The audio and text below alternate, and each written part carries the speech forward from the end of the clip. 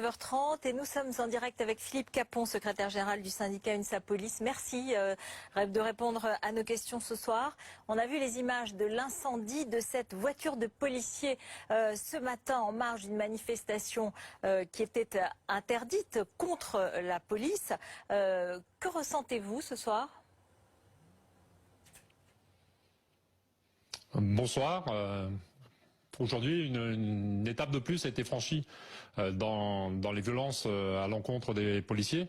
Nous étions rassemblés pour dénoncer justement ces violences et en marge de cette manifestation tout à fait normale, place de la République, de milliers de policiers, des casseurs qui ont été refoulés par les gendarmes qui assuraient la sécurité de notre rassemblement, s'en sont pris un véhicule de patrouille, un véhicule de police qui était dans une file de voitures, qui n'était pas en intervention.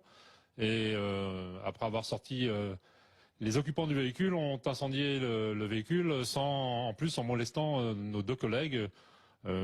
C'est inadmissible. On arrive vraiment et on a aujourd'hui franchi une étape inadmissible dans l'irrespect à l'encontre des forces de l'ordre, à l'encontre des policiers qui servent d'exutoire à des casseurs qui s'en prennent à nous parce qu'on représente l'État. Ces casseurs, il faut absolument que toutes les mesures soient prises, qu'ils soient interpellés, appréhendés et traduits devant la justice et sévèrement punis. C'est notre demande, nous, à l'UNSA. On trouve que...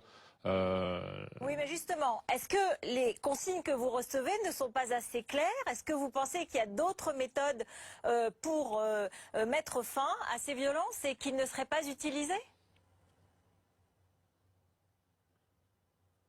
Alors les consignes, jusqu'à ce dernier week-end, elles ont parfois tardé à venir.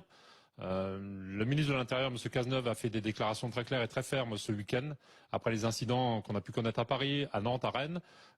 Ces trois villes sont à chaque manifestation et font à chaque fois l'objet de casseurs. Il faut absolument que ces consignes et ces directives d'intervention puissent être très rapidement données. Je rappellerai que en maintien de l'ordre, les policiers n'agissent pas d'initiative, mais agissent sur ordre. Les instructions viennent des salles de commandement.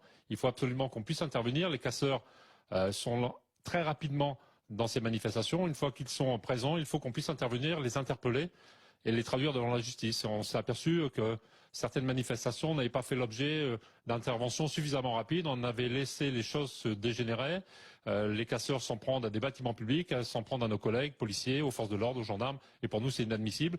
Il faut que ces mesures qui ont été annoncées, au-delà des annonces, se traduisent par du réel maintenant. Est-ce que vous avez le sentiment que c'était fait exprès, que le politique n'a pas souhaité ou n'a pas pris les bons moyens pour réagir? C'est ce que vous dites ce soir?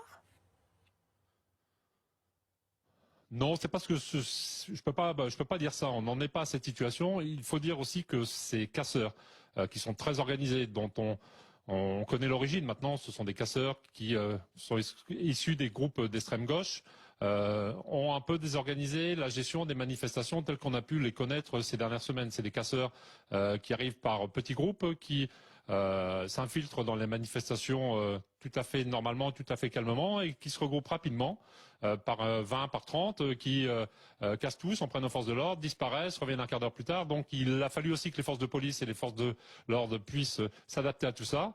Mais maintenant, leur méthode, on la connaît. Maintenant, il faut qu'on puisse intervenir et les interpeller, mais très rapidement, sans les laisser agir comme on a pu le voir ces dernières semaines.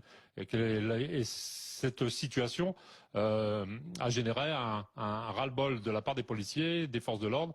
Il faut absolument maintenant qu'on puisse mettre fin à ces attaques répétées. Aujourd'hui, on a franchi une étape avec cette attaque contre un véhicule de police qui a été incendié, en molestant des collègues.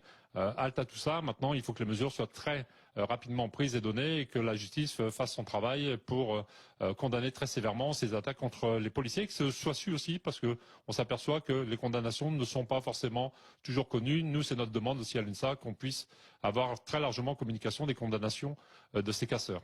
Merci beaucoup Philippe Capon, secrétaire général du syndicat UNSA Police. Restez avec nous.